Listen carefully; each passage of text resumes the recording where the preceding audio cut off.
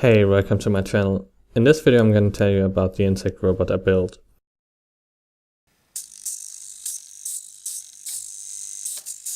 All the mechanical parts are 3D printed, and I created them in a program called Autodesk Inventor. I used 4 motors, an Arduino Nano and a 2-cell LiPo battery to make the hexapod walk. Besides from avoiding obstacles, it's also able to scan the height of an obstacle using a laser sensor. If the height is low enough, the robot goes into climb mode. Otherwise, it decides to change its direction.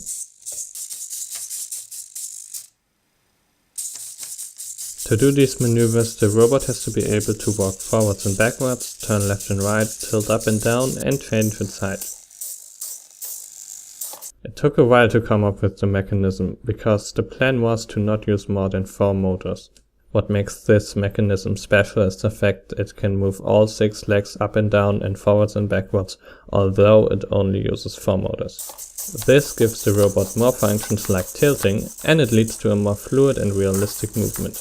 After all, the inspiration comes from nature. For the programming part I use C++. The program coordinates the movement of the motors depending on the direction required. When an obstacle is detected, the hexapod tilts to measure the height and decides what to do. The next thing to do for this project is switching to more powerful motors. The motors I used can barely lift the feet off the ground, and switching to 9-gram servos would definitely help a lot. Also, adding ball bearings will help to gain power by reducing friction. Thank you so much for watching and see you next time.